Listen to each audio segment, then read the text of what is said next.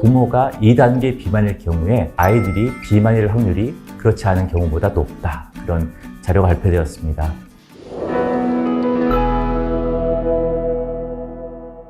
안녕하세요. 세균으로 세상을 설명하는 조용근연구소 김석진 소장입니다. 오늘은 비만에 대해서 이야기해 보려고 합니다. 특히 엄마, 아빠가 비만이 문제일 경우에 이 문제가 아이들에게도 영향을 미칠 수 있는가에 대한 부분인데요. 최근 대한비만학회에서 발표한 자료가 있습니다. 2025년 비만 팩트 시트, 비만 관련된 어떤 이 객관적인 내용들을 정리한 보고서가 있는데, 여기서 얘기하는 걸 보면은 부모가 2단계 비만일 경우에 아이들이 비만일 확률이 그렇지 않은 경우보다 높다라는 그런 자료가 발표되었습니다.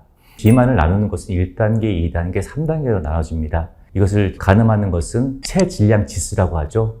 키와 몸무게를 고려해서 나오는 지수인데요. 비만을 1단계, 2단계, 3단계인데 3단계는 고도 비만이라서 문제가 심각한 경우고, 2단계의 경우에는 중등도 비만이라고 해서 이 상태에서는 심혈관 질환이라거나 당뇨 이런 식으로 문제가 생길 가능성이 높아지는 것이기 때문에 의학적인 주의가 필요한 그런 상태이죠. 조금 더 들어가서 이 자료를 살펴보면은 아빠가 제2단계 비만일 경우에 그 자녀가 비만이 될 확률이 그렇지 않은 경우에 비해서 5.6배 증가한다고 알려져 있고, 엄마의 경우도 비슷하게 하지만 약간 높습니다. 엄마가 비만인 경우에는 아이가 비만이 될 경우가 5.7배이고요. 만약에 아빠, 엄마 모두 두 분 다 2단계 비만일 경우에는 그 확률은 5.9배까지 올라간다고 알려져 있습니다.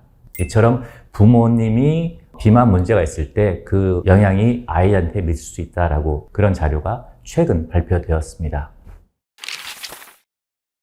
건강 문제를 얘기할 때는 유전적인 부분과 환경적인 부분을 두 개 나눠서 볼 수 있겠죠. 이 유전적인 것은 아버지, 어머니로부터 받는 유전적인 정보로 인해서 결정되어지는 그런 문제들을 얘기하는 것인데, 다양한 유전자가 비만과 관련되어 있다고 알려져 있습니다. 예를 들어서 어떤 유전자의 변이는 단 것을 좋아하는, 그리고 배고픔을 자주 느끼는 그런 유전자도 있는 걸로 알려져 있고요. 또한 동일한 음식을 먹어도 어떤 유전자를 가진 사람은 그거를 지방으로 잘 축적시키는 그런 경우도 있겠죠. 이게 진화적 관점에서 봤을 때 매우 중요했습니다. 옛날에 음식이 많지 않았을 때는 가능한 한 내가 먹은 음식을 잘 에너지를 비축해야 되기 때문에 이전에는 유리한 유전자였을지언정 지금은 현대에서는 너무나 많은 칼로리 섭취가 문제이기 때문에 현대인에게는 그건 불리한 조건인 것이죠.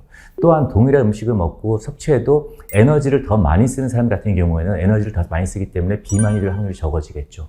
역으로 에너지 소비가 잘 효율적이지 않은 유전자를 가지고 있는 사람들 같은 경우에는 또 비만이 될 확률이 높아지겠죠. 이런 다양한 비만과 관련된 유전자들이 이미 알려져 있습니다. 이런 유전자를 엄마, 아빠로부터 물려받는 경우에는 당연히 비만이 될 확률이 높아질 수밖에 없겠죠. 그렇지 않은 경우에 비해서. 그래서 1차적으로 유전적인 요소가 강한 것이 비만이라는 것을 얘기할 수 있겠고요. 한편 유전적인 요소는 아니지만은 유전적인 것만큼 강한 영향을 주는 게 유전적 양육 효과라는 게 있습니다. 예를 들어서 엄마한테 비만 관련된 유전적인 정보는 물려받지 않았지만, 만약에 엄마가 단 것을 좋아하시는 경우라고 치면은, 그러면 아무래도 식단이나 식탁에 올라오는 모든 것들이 단 쪽이 많겠죠.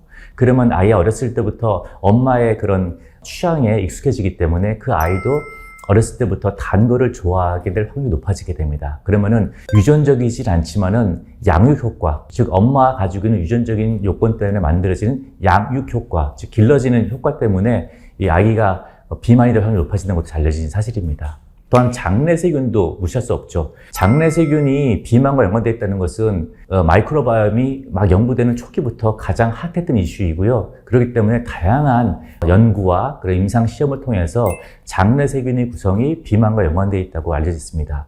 예를 들어서 비만쥐의 대변, 그러니까 장내세균을 그냥 건강하고 슬림한 쥐한테 이식했을 때 비만이 유도되는 게 관찰되었고, 동물 실험을 넘어서 그 인체 실험을 통해서도 그런 케이스 리포트를 통해서 밝혀진 바가 있어요. 그래서 장내세균의 구성이 매우 특이한 것은 유전적인 요소와 환경적인 요소를 둘 다 가지고 있다는 것입니다.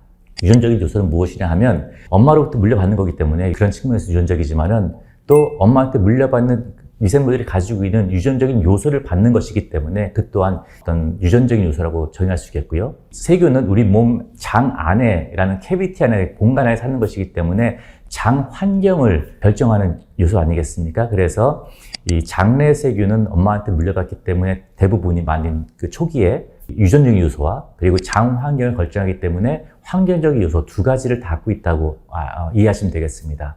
그만큼 밀접하게 다양한 방법을 통해서 장내 세균의 구성이 비만에 영향을 준다라고 이해하시면 되겠어요. 이번 동영상을 통해서 부모가 비만일 경우에는 아이가 비만일 경우가 확률이 높아진다를 배워봤습니다. 그 이유는 유전적인 요소가 있고 환경적인 요소가 있다고 배워봤고요. 아버지의 경우는 유전적인 요소만 전달되는 게 강한 반면에 엄마는 유전적인 요소를 주는 것뿐만 아니라 아이들이 자라고 있는 먹고 성장하는 그 환경을 엄마가 만들어주기 때문에 환경적인 요소까지도 엄마가 많이 영향을 준다. 그래서 엄마의 영향이 아빠보다 더 크다는 걸 배워봤고요.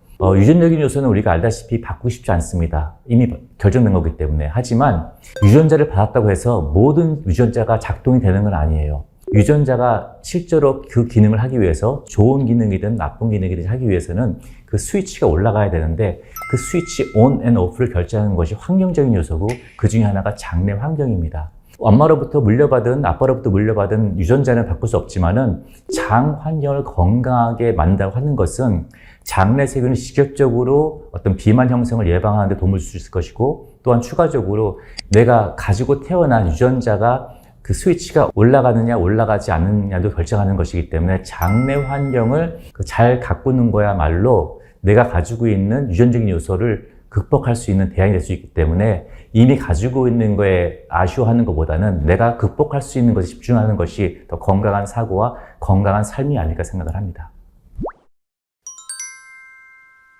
건강한 그 세균을 만든다는, 장 환경을 만든다는 것은 단순히 유산균을 먹는 걸 넘어서서 장에 살고 있는 세균들이, 건강한 세균들이 좋아하는 그런 음식물, 섬유질이라는 음식, 발효식품 이런 것들을 먹어주는 게 매우 중요하고 운동 자체만으로도 장내 세균의 구성이 건강히 바뀐다는 것은 잘 알려진 사실이에요. 그래서 건강한 먹거리와 더불어서 건강한 삶, 즉 운동을 열심히 하고 규칙적인 생활을 하는 것만으로도 장 환경을 건강하게 만들 수 있고 이는 또 운동이라는 것은 단순히 칼로리 소비를 시켜서 슬림해지는 것이 아니라 장 환경 자체를 개선시킨다고 생각하시면 되겠습니다. 다음에도 더 흥미롭고 여러분의 건강에 도움이 되는 내용으로 찾아뵙도록 하겠습니다. 감사합니다.